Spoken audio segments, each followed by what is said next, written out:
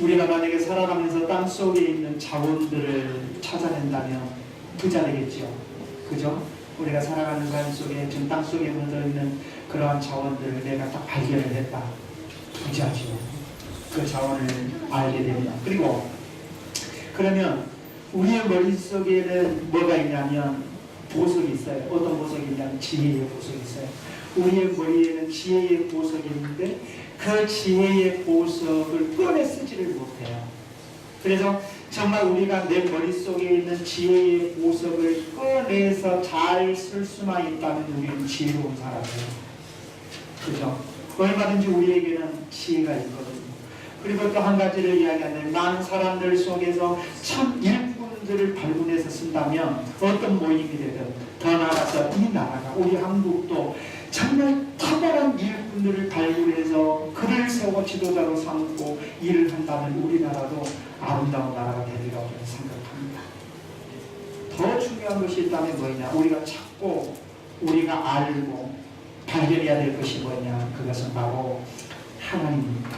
하나님의 살아계심을 우리는 발견하셔야 합니다. 하나님의 살아계심을 우리가 발견하고 하나님을 믿는다면 저와 여러분에게는 영생의 복이 있음을 믿으시기를 주님의 이름으로 축원합니다. 아무리 우리가 교회를 오래 다녔다 할지라도요, 하나님을 발견하지 못하고 말씀 안에 거하지 아니하면 우리에게는 영생의 복이 있다고 말할 수 없습니다. 우리가 진정 영생의 복을 누릴 수 있는 것은 무엇이냐? 하나님을 알아야 합니다. 하나님을 믿어야 합니다. 그리고 말씀을 따라 살아갈 때 우리에게 무엇이 주어지느냐? 영생의 복이 주어진다는 것이죠. 사랑하는 우리 믿음의 성도 여러분, 2018년도가 지났습니다. 2019년도가 열렸습니다.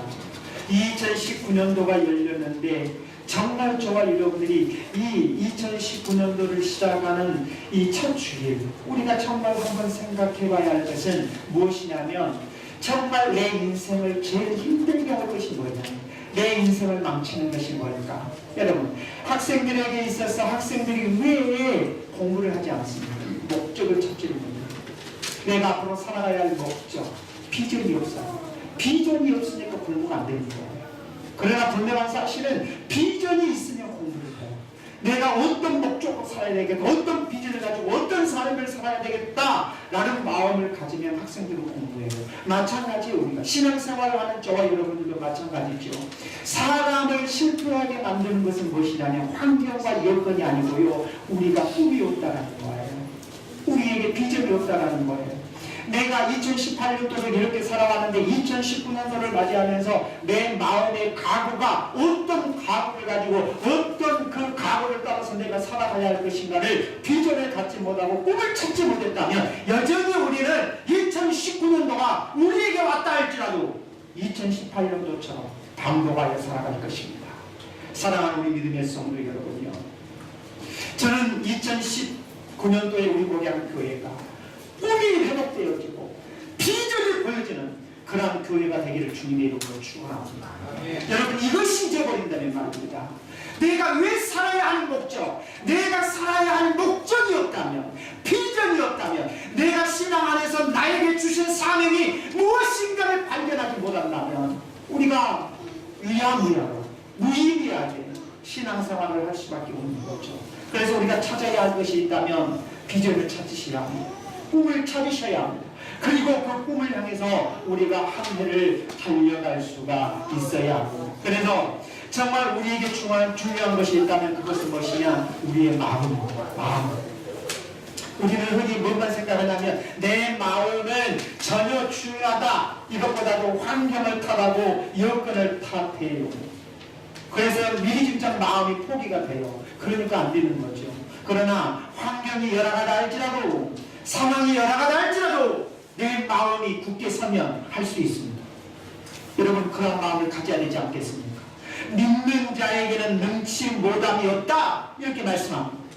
누구에게 능치 못함이 없어요? 믿는 자에게. 내 마음속에 하나님의 살아계심을 믿는 자, 하나님은 어떠한 상황 속에서도 모든 것을 할 수 있는 하나님으로 믿는다면 우리가 무엇을 못하겠습니까? 근데 이미 우리의 마음은 무엇부터 실패해요? 마음부터 실패하는 거, 못하겠다라는 거죠. 할 수 없다라는 거죠. 그러니까 안 되는 것입니다. 저도 그런 이야기 했잖아요. 아이고 잠을 자면서 밤에 내 새벽에 일어나기 피곤할 것 같은데 여지없이 그 새벽에는 못 일어나. 아무리 내가 잠을 안 자고 밤새도록 한숨을 안 자도 말입니다. 내가 새벽에 나가야 돼. 나갈 수 있잖아요. 그러면 내 삶을 주장하는 것은 뭐예요? 마음이죠. 마음. 그래서 우리가 지켜야 되는 것은 뭐냐면 마음입니다. 왜 마음을 지켜야 되느냐? 성경은 생명이 어디에서? 마음에서. 그래서 우리가 마음을 지키지 아니하면, 내 마음을 변하지 아니하고 내 마음에 굳은 각오와 결심이 일어나지 아니하면, 여러분 우리는 2019년도를 전혀 기대할 수 없는 한 해가 또 되버릴 것입니다. 2019년도를 기대하십니까? 2019년도에 내 삶의 하나님의 역사를 기대하며 살기를 원하십니까? 이제 내 마음을 회복하십시오. 지키십시오. 결단하십시오. 각오하십시오. 하나님께서 나와 함께 하신다는 사실을 믿으면 우리는 할 수 있습니다. 여러분, 여러분의 삶 속에 분명히 여러분은 느끼셨을 겁니다. 마음적으로 안 돼. 그건 못해요. 안 해요. 왜? 마음은 이미 안 된다고 마음 먹어버렸습니다. 그렇지만 우리가 어떤 상황 속에서는 내가 이 일을 해야 돼. 됩니다. 왜? 마음을 그렇게 먹었으니까. 마음을 먹으니 삶이 행동으로 옮겨지는 거죠. 그래서 우리 목양교회가 2019년도에는 내가 어떤 마음을 먹었든지 하나님 안에서의 믿음을 가지고 마음을 먹고 내 마음 먹은 것이 행동으로 옮겨지는 한 해가 될 수 있으시기를 주님의 이름으로 축원합니다. 여러분, 우리가 한번 보세요. 성경을 보면 유대인들은 어떤 사람들이에요? 자신 스스로가 자처했잖아요. 아브라함의 후손이라고. 그죠? 유대인들은 아브라함의 후손이라고 자처한 사람, 선택된 백성, 선민이라고 이야기를 합니다. 선민이라고 이야기했던 이 유대인들은 진짜 말로는 내가 하나님의 선민이다, 우리는 하나님의 선택된 백성이다 라고 이야기를 하지만 그들의 행동은 선택된 하나님의 백성으로서의 삶이 없어요. 말은 하나님 앞에 선택된 백성이라고 이야기해요. 말로는 아브라함의 후손이라고 이야기를 해요. 그렇지만 삶은 아브라함의 후손처럼 살지를 못해요. 하나님의 선택된 백성으로서의 삶을 살지 못한다 이 말입니다. 그래서 예수님께서 이 유대인들을 향하여서 너희들은 마귀의 자녀다 라고 말을 했습니다. 그렇죠? 우리가 비근하네요. 만약에 이 유대인들이 하나님의 자녀요, 더 나아가서 아브라함의 후손이라고 이야기를 한다면 아브라함처럼 살아야 했잖아요. 근데 이들은 전혀 아브라함처럼 살지 못했어요. 우리가 창세기를 보면 창세기 12장 2절과 15장 6절 말씀, 그리고 17장 23절의 말씀에 보면 이 아브라함이 하나님께로부터 부름을 받았을 때 어쨌어요? 하나님의 말씀을 믿고 순종해서 나갔잖아요. 그럼 유대인들은 어째요? 하나님의 말씀을 들었다면 믿고 순종할 수 있다. 순종하면서 나아갈 수 있어야 되잖아요. 근데 그들은 오히려 하나님의 말씀을 거부해요. 예수 그리스도를 거부해요. 그러면서 자신 스스로가 아브라함의 후손이라고 해요. 아브라함은 그렇지 않았어요. 아브라함은 전혀 하나님의 말씀이라며 믿고 순종했는데 유대인들은 차차 스스로가 아브라함의 후손이라고 이야기하지만 하나님의 말씀, 예수 그리스도의 말씀을 들었음에도 불구하고 전혀 믿고 순종하며 나가는 것이 아니라 오히려 거부해버리는 그런 모습. 또 우리가 창세기 18장 1절로 8절 말씀해 보십시오. 거기에 보면 아브라함을 지나가는 하나님의 사자들을 접대하잖아요. 근데 누구를 접대하고? 하나님을 접대하는 것과 똑같아요. 그분은 하나님 찾아오셨으니까. 근데 유대인들은 어째요? 오히려 자기들은 그 종교적인 권력을 가지고 섬김을 받으려고 해요. 뿐만 아니라 창세기 12장 1절 이하의 말씀을 보면 아브라함은 어떤 모습을 보여줍니까? 구약을 통해서 아브라함은 독자 이삭을 하나님 앞에 번제로 드리는 순종의 모습을 보이잖아요. 근데 그들은 어땠어요? 이 유대인들은 오히려 어땠냐면 전혀 예수 그리스도를 영접하려고 하지도 않았고 오히려 자신들은 스스로 누구를 죽이려고 해요?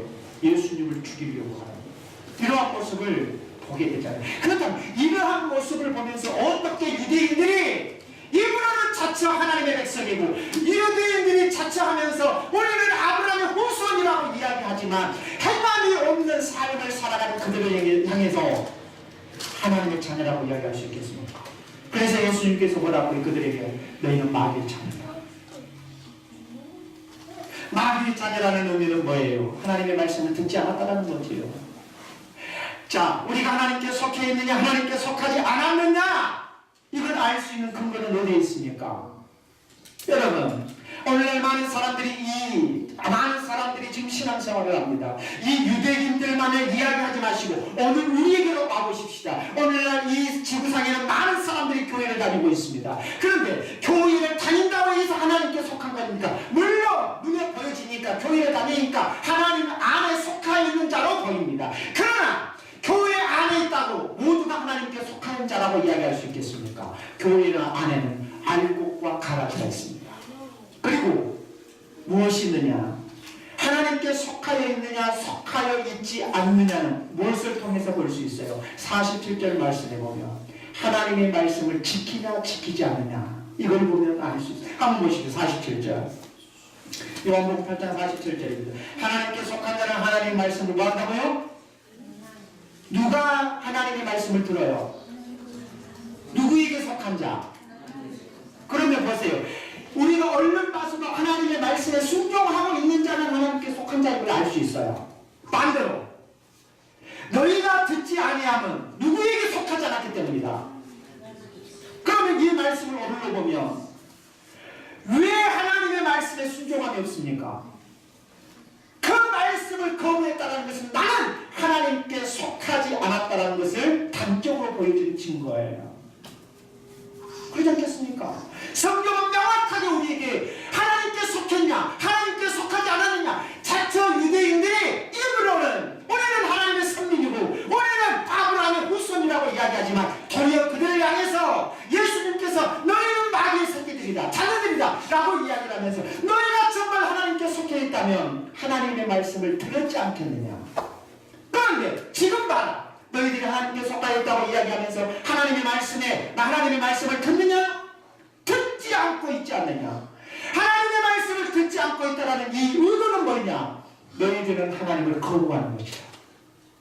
사랑하는 우리 믿음의 성도 여러분이요, 우리가 기억해야 될 것이 있습니다. 내가 나 하나님 거부합니다, 이것만이 하나님을 거부하는 것이 아니고 하나님의 말씀을 지키지 아니하니 하나님을 거부하는 것입니다. 그래서 성경의 사무엘상에 보면 하나님께서 사울에게 순종이 무엇보다 낫다, 제사보다 낫다, 이렇게 말씀하고 있는 거죠. 우리가 신앙생활을 하면서 한번 내 자신에게 물어야 합니다. 내가 하나님께 속한 자인지, 내가 하나님께 속하지 않는 자인지 스스로 검증할 수 있잖아요. 정말 내가 하나님의 말씀에 속해 있다면 말씀대로 살아가려고 하는 몸부림이 있는지, 비록 내가 죄를 범했다 할지라도 내가 하나님께 속하여 있다면 죄를 범했다 할지라도 그 죄악의 자리에 머물러 있는 것이 아니고 그 죄를 회개하고 하나님께 돌아온 자가 하나님께 속한 자입니다. 그러나 죄를 범하고도 하나님께 돌아오지 않는다면 그는 하나님께 속한 자라고 이야기할 수 없는 거죠. 사랑하는 우리 믿음의 성도 여러분, 오늘 이 말씀에 보면 예수님께서 유대인들을 향하여 그렇습니다. 여기서 유대인이라면 좀 누구를 가리켜요? 서기관과 바리새인들이에요. 종교 지도자들. 이 종교 지도자들을 향해서 예수님께서 뭐라고 말씀하세요? 너희가 말씀을 듣지 아니하면 하나님께 속하지 않기 때문에 그러지 않느냐. 이렇게 예수님께서 딱 말씀을 하시니까 유대인들의 반응이 어떻게 나타났어요? 한번 보십시오. 48절.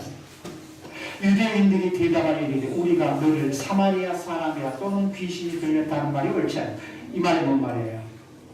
자, 예수님께서 이 유대인들을 향해서 뭐라 그래요? 너희는 마귀의 자녀다.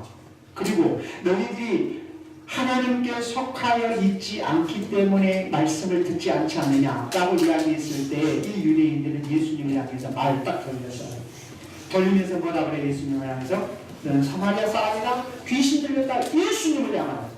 자, 여기서 사마리아 사람이다, 귀신 들렸다라는 이 의도의 말이 어떤 말이냐면 예수님을 비난하는 쪽으로 말을 바꿔요. 조롱하는 쪽. 왜냐하면 자기들 죄송한 이야기지만 말빨이 딸리거든요. 예수님 앞에. 이 유대인들이 예수님과 저걸 이야기하다 보니까 말빨이 딸리니까 어떻게 말을 바꿔요? 조롱하기 시작하는 거예요. 우리가 보세요. 말을 하다가 안 되면 조롱하잖아요. 말을 딱 바꾸기 시작하잖아요.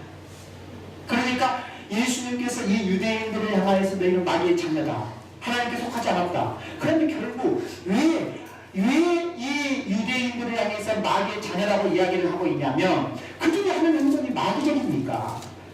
그러면 결코 마귀의 역사는 어떻게 하는 거예요? 말을 하다가 보면 이제 이것을 말을 딱 받아가지고 어떤 형식으로 이 말을 끌어가려고 해요. 조롱하는 쪽으로 끌어가려고 해요.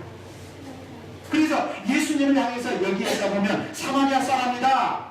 또 하나는 뭐예요? 귀신 들렸다 라고 했는데, 그러면 한번 보세요. 바리새인과 서기관들이 예수님이 사마리아 사람으로 알고 있어요? 갈릴리 사람으로 알고 있어요? 이미 바리새인들은, 서기관들은 예수님이 갈릴리 사람인 줄 알아요. 이미 알고 있어요.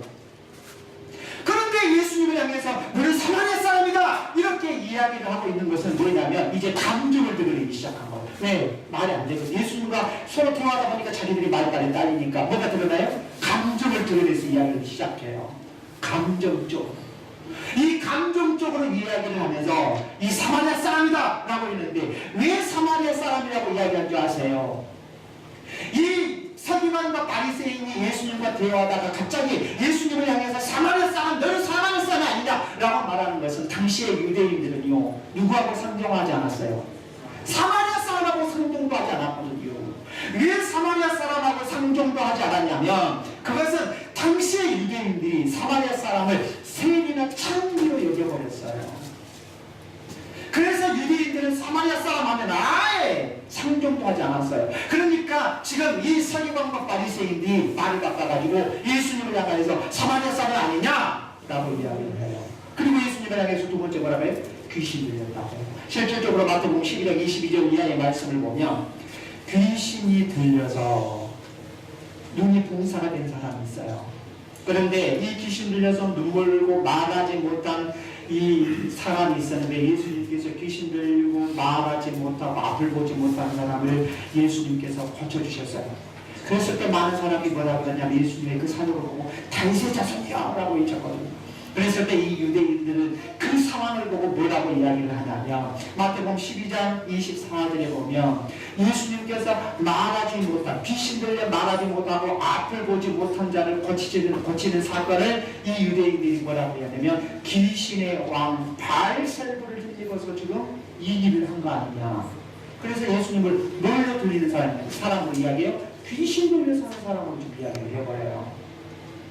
그뿐 아니라 마태복음 10장 20절 말씀을 보면 그가 귀신 들려 미쳤거늘 어찌하여 그 말을 듣느냐. 유대인들의 말이에요.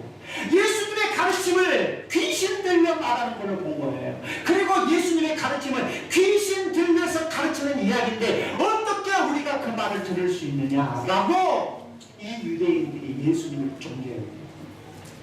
사랑하는 믿음의 성도예요. 그때 예수님께서 뭐라고 그래요? 오늘 본문 49절로 넘어가서 보면 예수님께서 말해요. 나는 귀신 들는 것이 아니고 오직 내 아버지를 뭐한 것이다? 공경하는 것이다. 근데 누구를 무시해요?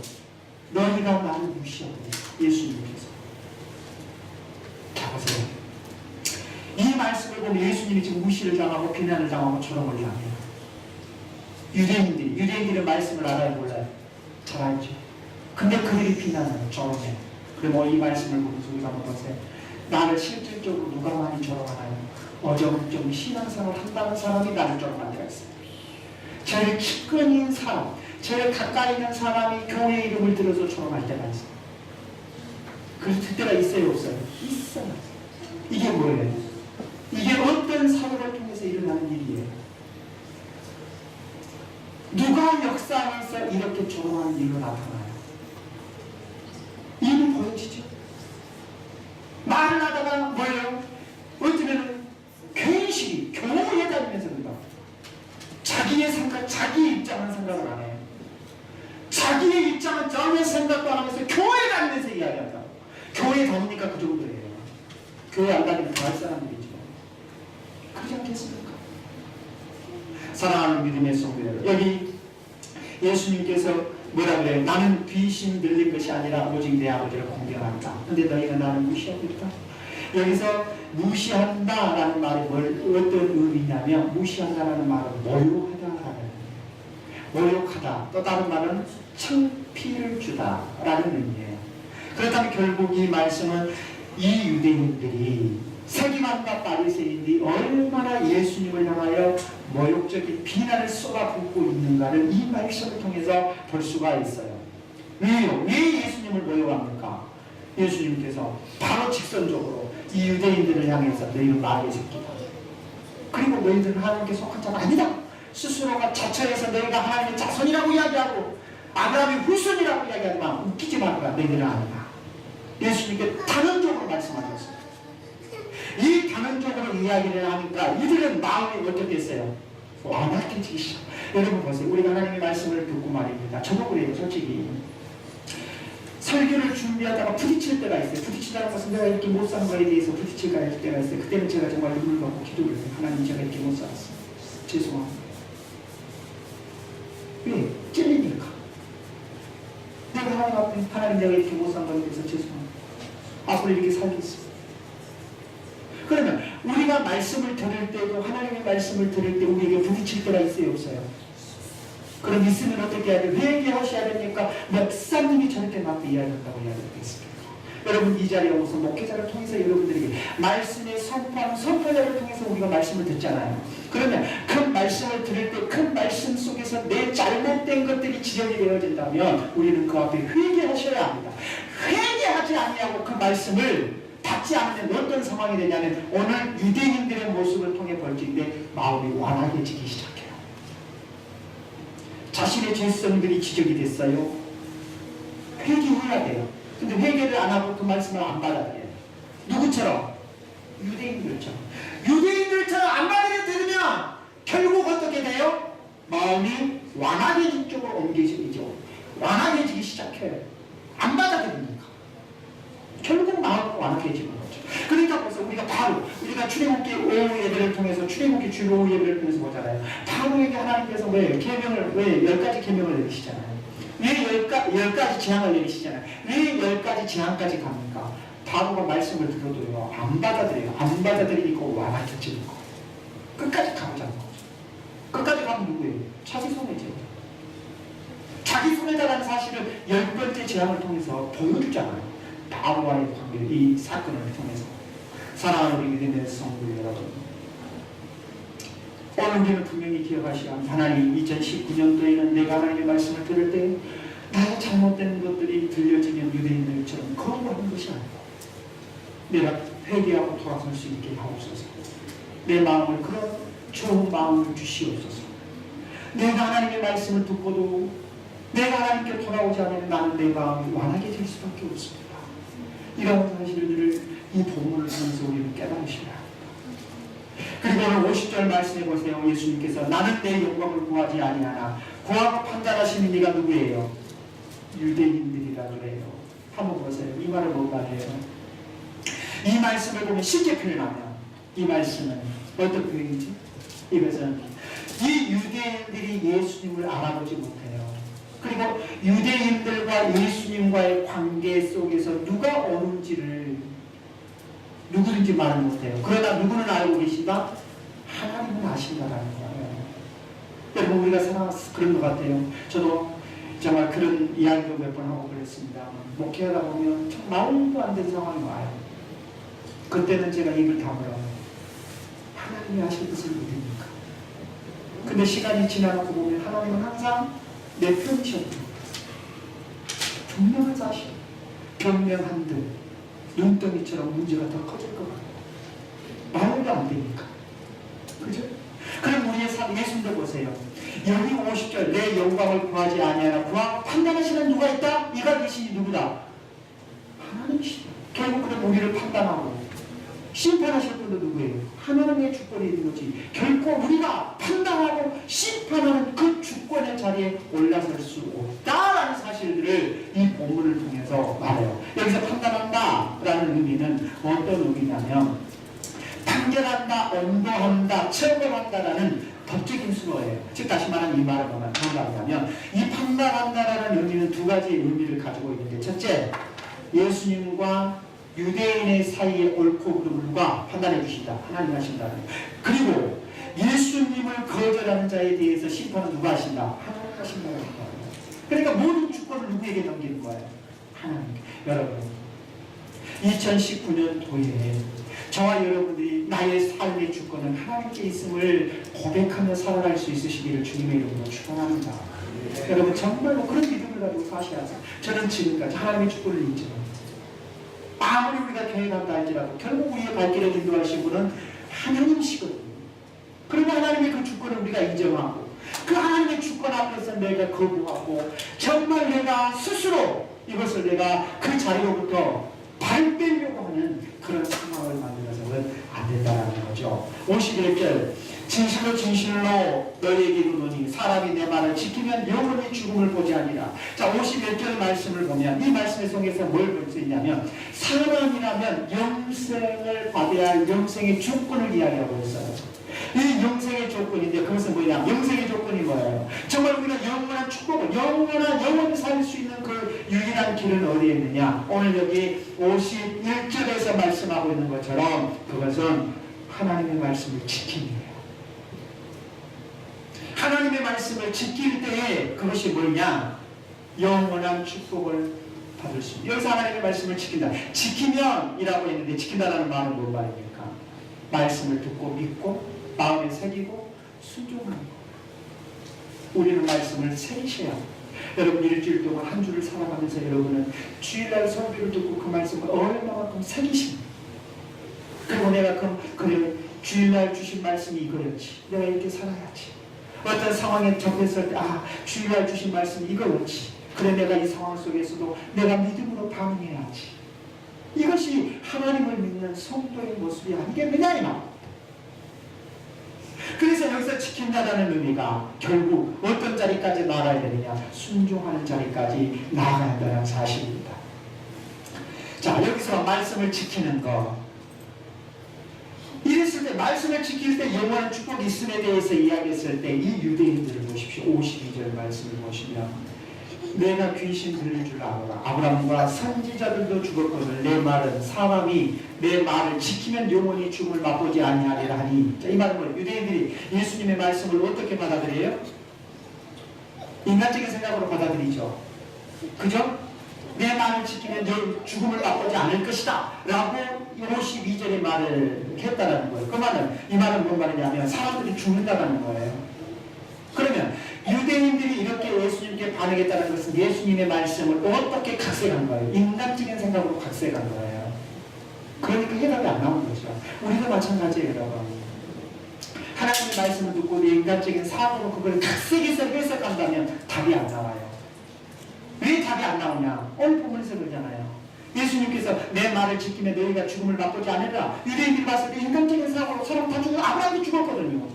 근데 왜 죽지 않는다고 이야기하냐? 너가 귀신 들려서 이야기하니까 그 말이 아니냐? 이런 형식으로 지금 유대인들이 몰아가요. 근데 예수님께서 뭐라 그래요? 예수님의 말씀을 지키고 믿으면 영원히 살 것을 이야기하죠. 요한복음 11장 25절에서도 보면 예수께서 이르시되 나는 부활이요 생명이 나를 믿는 자는 죽어도 살겠고 너를 살아서 나를 믿는 자는 영원히 죽지 아니하리라. 이것을 내가 믿느냐? 라고 물으셨어요. 이것을 내가 믿느냐? 그러면 우리가 믿을 때 뭐 한다는 거예요? 영원히 죽지 않고 산다는 거죠. 그런데 이 유대인들은 어때요? 그렇지 않다라. 이 유대인들을 보았을 때 53절을 한번 보실래요? 너는 이미 죽은 우리 조상 아브라함보다 크냐? 선지자들도 뭐 했다? 죽었다. 너는 너를 누구라고 하냐? 아브라함도 죽었고 선지자도 죽었는데 어떻게 내 말을 지키면 너가 죽음을 맛보지 않는다고 이야기하느냐? 도대체 너 누구냐?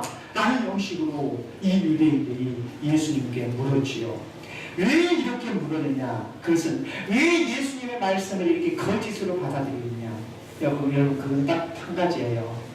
인간적인 사고. 유대인들은 너무나도 예수님을 대할 때 어떻게 되겠어요? 인간적인 사고를 가지고 대하는 거예요. 자기들의 선입견. 여러분 선입견이 정말 무서워요.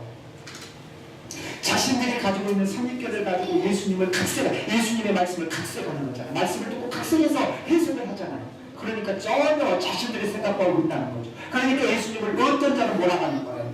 귀신 들린 자로 몰아가는 거죠. 자, 그런데 우리가 하나님의 말씀을 해석할 때 어떻게 해야 될 것인가? 여러분, 우리가 하나님의 말씀에 깨달음이 있을 때 깨달음이 있다는 것은 정말 복입니다. 근데 오늘 이 정도 이야기를 했다면 이 유대인들은 예수님의 말씀에 깨달음이 있어야 돼요. 근데 이 깨달음이 없어요. 그래서 예수님께서 그들을 향해서 하시는 말씀이 뭐라고 이야기를 하냐면 54절에 그렇게 했잖아요. 예수께서 대답하시되 내가 내게 영광을 돌리면 내 영광이 아무것도 아니거니와 내게 영광을 돌리는 이는 누구나? 아버지다. 나에게 영광을 돌려주시는 분이 누구야? 하나님이시다. 근데 그 하나님이 누구시냐? 너희들이 하나님이라고 믿는 그분이다. 유대인들이 하나님이라고 믿는 그분이 바로 그 하나님이다 라는 사실을 54절의 말씀이에요. 자, 그러면 우리 하나님의 말씀을 정말 우리가 어째요? 깨닫고 그 말씀 안에서 우리가 이해할 수 있는 것은 어디냐? 고린도전서 2장 13절 14절에 보시면요, 우리가 이것을 말하거니와 사람의 지혜가 가르치는 말로 아니야 오직 성령께서 가르치신 것으로 하니 영적인 일은 영적으로 분별하느니라. 영적인 일은 뭘로 분별해요? 영적인 것으로. 여러분, 이 유대인들이 의외에 지금 예수님의 말씀을 깨닫지를 못해요. 영적인 일을 인간적인 사고로 분별하니까 못 깨달은 거예요. 그래서 고린도전서 2장 여기 13절로 14절 말씀에 영적인 일은 영적으로 분별하느니라. 육에 속한 사람은 하나님의 성령의 일을 받지 아니하니, 육에 속한 사람은 하나님의 성령의 일을 받지 아니하니 이는 그것들이 그에게는 어리석게 보입니다. 자, 그러니까 결국 예수님께서 육적인 것이 영적인 것을 못 받아들이니까 예수님이 말씀하신 것에 대해서 어떻게 보여요? 어리석게 보이는 거예요. 그리고 어리석게 보일 뿐 아니라 알 수도 없고, 그래서 우리로 하여금 영적인 일은 영적으로 분별해야 된다 라는 사실을 고린도전서 2장 14절에 말씀하고 있습니다. 사랑하는 우리 성도 여러분, 자, 이렇게 예수님께서 54절에 말씀하시고 55절 이하의 말씀을 보시면요, 55절 너희는 그를 알지 못하고 나는 안다. 그는 누구요? 너희는 그를 알지 못하고 누구야? 하나님은. 너희는 하나님을 알지 못하지만 나는 안다. 만일 내가 알지 못한다면 나도 너희같이 거짓말한다. 그러니까 예수님께서 하나님을 나도 알고 있다. 하나님을 내가 모른다고 한다면 나는 도리어 거짓말쟁이다. 오히려 도리어 거짓말쟁이다 라고 이야기하면서 뭐라고? 나는 그를 알고 또 그의 말씀을 지킨다. 하나님을 알고 하나님의 말씀을 지킨다. 56절 너희 조상 아브라함은 나의 때 볼 것을 즐거워하다가 보고 기뻐했느냐. 이 말은 뭔가? 이 말은요, 우리에게 뭘 가르쳐줘요? 보세요. 54절 너희 조상 아브라함은 나의 때 볼 것을 즐거워하다가 기뻐했다. 이 말은 뭔 말이에요? 오실 그리스도를 누가 보고 있다는 거예요? 아브라함은 봤다라는 거예요. 그리고 우리 구약 성경은 무엇을 믿어요? 오실 그리스도를 믿은 거예요. 신약 성경은 뭘 믿어요? 오신 그리스도를 믿는 거예요. 그러니까 아브라함이 오실 그리스도를 보고 기뻐했다라고 이야기하는 거예요. 그러면 이 말 속에 어떤 의미를 가지고 있냐면, 자, 아브라함이 이 54절에 나의 때 볼 것을 즐거워하다가 보고 기뻐했다. 오실 그리스도를 보고 기뻐했다. 이 말은 어떤 말이에요? 예수님의 선제성이에요. 이미 하나님께서 예수님은 하나님으로서 세상을 창조하기 전부터 계셨다는 사실을 이야기해요. 그러니까 예수님은 하나님이시면서 그 하나님이 선제에 계셨다. 누구보다? 아브라함보다. 근데 이 유대인들은 인간적으로 예수님의 말씀을 각색하니까, 아니 내가 나이가 50세도 못 됐는데 아브라함을 봤느냐 이렇게 이야기하는 거죠. 이해를 못하는 거죠. 자, 예수님은 어떤 분이신가요? 예수님은 하나님이시면서 인간이십니다. 그리고 예수님은 이 땅에 왜 오셨는가요? 우리를 구원하시기 위해서 이 땅에 오셨습니다. 특별히 오늘 여기 요한복음 17장 5절에서도 보면 이 예수님께서 창세전에 하나님과 함께 계셨다는 사실을 어떻게 말씀하시냐면, 요한복음 17장 5절에 아버지여 창세전에 내가 아버지와 함께 가졌던 영화로서 지금도 아버지와 함께 나를 영화롭게 하옵소서. 창세전에 뭐라 그래요? 내가 아버지와 함께 가졌던 영화. 그러니까 하나님과 함께 계셨던 거죠. 그러면 결국 예수님은 아브라함보다 먼저 계셨어요? 안 계셨어요? 먼저 계셨다. 이것이 선제성이에요. 하나님으로서 선제에 계셨다. 근데 유대인들은 어떻게 받아들여요? 인간적으로 마음에 안 들 거죠. 자, 자꾸 이게 그러니까 말이 안 되니까 서로 대화가 엇갈려가는 거예요. 말이 안 되니까. 말이 안 되는데 이 대화가 서로 이렇게 상충이 되겠습니까? 엇갈려가는 거죠. 자, 엇갈려갔을 때 한번 보세요. 57절에 뭐라 그래요? 유대인들이 내가 아직 50세도 못 되는데 아브라함을 만나면 예수께서 말하는 진실로 강조죠. 그러면서 뭐라 그래요? 너희에게 말한다. 아브라함이 나기 전부터 내가 뭐했다? 믿습니까? 예수님은 하나님이십니다. 아브라함이 나기 전부터 나는 있었다. 존재했던 하나님이시다. 그러면 이 정도 된다면 유대인들은요, 즉 다시 말하면 바리새인과 서기관들은 예수님을 영접해야 맞아요. 근데 오히려 마지막 절 59절 말씀을 보면 이들은 어째요? 예수님을 돌로 쳐 죽이려고 해요. 왜 못 받아들입니까? 그래서 예수님께서 성전에서 피하셔요. 왜 예수님께서 성전에서 피하셨나요? 죽음이 무서워서요? 돌이 맞아 죽을까봐요? 아니요. 아직 하나님의 때가 안 된 거예요.